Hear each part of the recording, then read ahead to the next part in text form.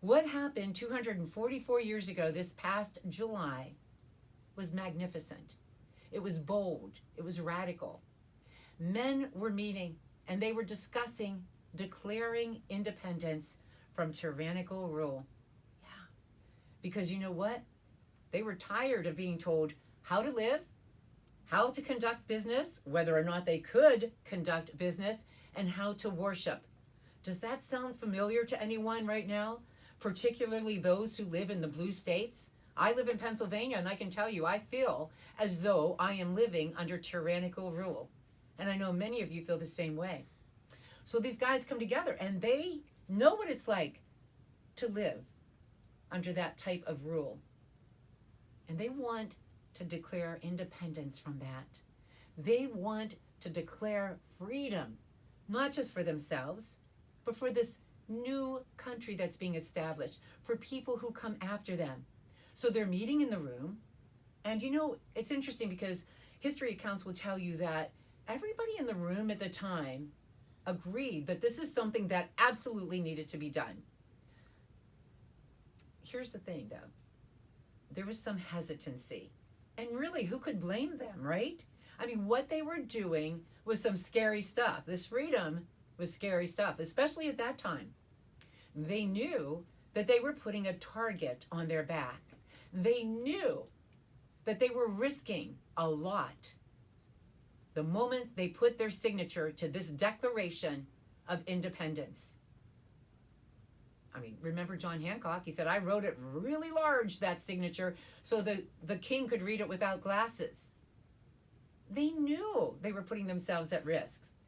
They understood. They even pledged to one another their lives, their sacred honor. They understood what was at risk. So can you blame them if they were a little hesitant? Finally, John Witherspoon says, enough of this, I need to speak. And he did. And it was powerful. One of the things he said is that there is a tide in the affairs of men. Do you perceive it now before you? To hesitate is to commit to your own slavery. When he was done with his speech, everyone in the room decided, okay, you've convinced us. Now is the time. Now is the time to take that leap. Now is the time to put our money where our mouth is, to put our signature where our heart is. And they signed the Declaration of Independence.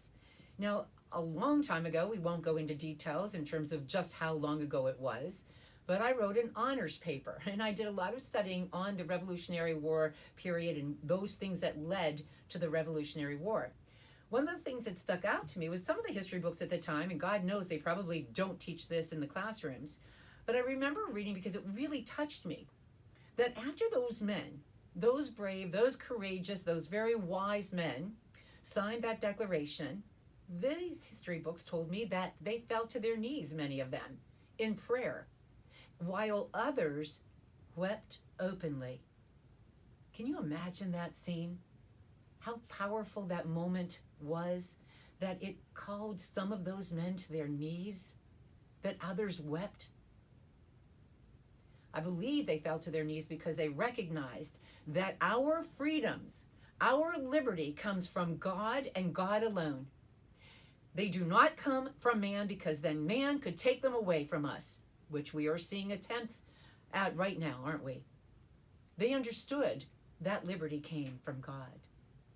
And I think some of them wept because not only did they understand the magnitude of what they had just done, not only did they understand that there would be ramifications for what they had just done, but I think they wept too because they truly understood what it was like to live under tyrannical rule, and that now there was a pathway before them to liberty. Oh, I can just imagine what that was like. What they did, those men in that room, they did for generations of people they would never know. They did it for you and I and everyone in this listening audience. And they were willing to do it for people they would never know. They knew that what they had done would have a long-term effect on the lives of so so many people. If you fast forward 11 years later, in what we now call Independence Hall in Philadelphia, some of those same men who are now delegates were meeting. And they were meeting to draft one of the most important documents in, I would suggest, the history of the world, really. This was an amazing document that they were deliberating over in Philadelphia. And they met for months. And can you just picture it, though? Think about this for a minute. I love to think about this. They were in the town center, right? They're in Independence Hall, what we know as Independence Hall anyway right now. And, you know, I mean, everyone had to go there for their needs, whether it was, you know, to the general store to get produce, or if it was to get something for the farm or equipment or something for their cattle or their horses. I mean, the post office, everything was right there. So, you know, there were people just like walking back and forth, I would imagine, in front of Independence Hall. And they're wondering, when the heck is this going to be done? What is going on behind those closed doors? I need to know. I need to know. I mean, our future is at stake here right now. And we know the story about on that final day of deliberation, when Dr. Benjamin Franklin walked out that door, and people, it was a woman that stopped him. Okay, of course it was a woman. She needed to know. And I would suggest that she needed to know because there's women who think about these kind of things, the security, the future for their children. They want to know that they brought children into this world and that these children would live free and that they would pursue dreams and happiness and safety. She needed to know. Of course it was a woman. She stops Dr. Franklin and she says, well, doctor, what have we got? A monarchy or a republic?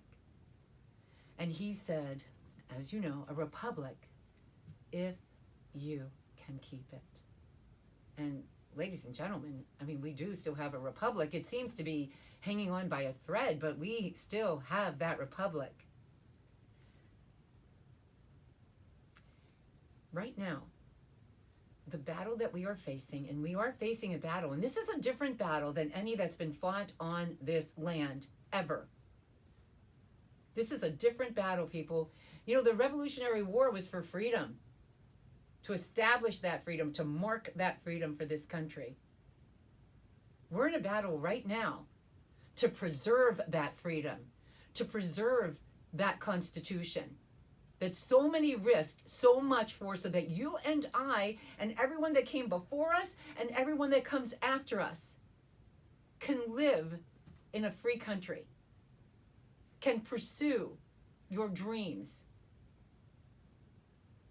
This battle is so essential right now, and we've got to win this, because it is a battle for the republic. It is a battle for freedom. It is a battle for future generations of people that you and I will never know, that you and I will never see, whose names we will never utter. This is a battle for them every bit as much as the battle for freedom was all those many years ago for us. And sometimes I would like to suggest, if you don't mind, this is a spiritual battle as well. Make no mistake about it. Make no mistake that this is spiritual. Because I'll tell you something, our liberties, as I said before, come from God. This is a battle over our freedoms.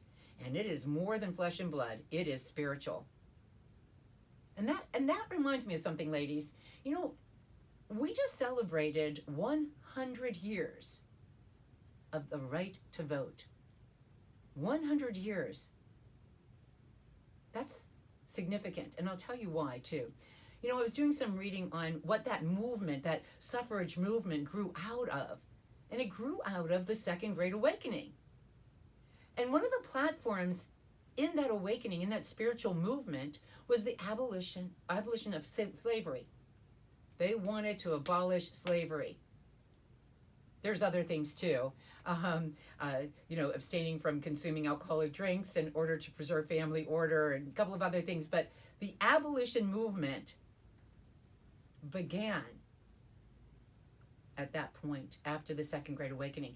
And the women's right movement grew from female abolitionists who understood that, yes, we believe that all men are created equal, but we also believe that women too are created equal. And thus began the movement.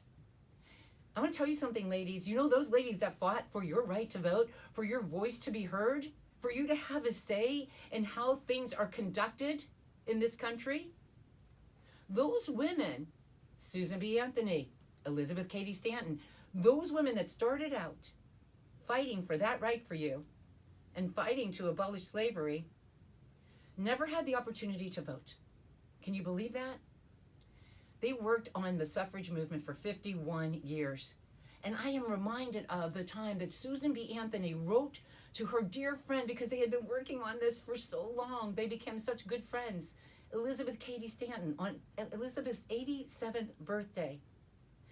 Susan wrote, "We little dreamed when we began this contest that a half a century later, we would be compelled to leave the finish of the battle to another generation of women."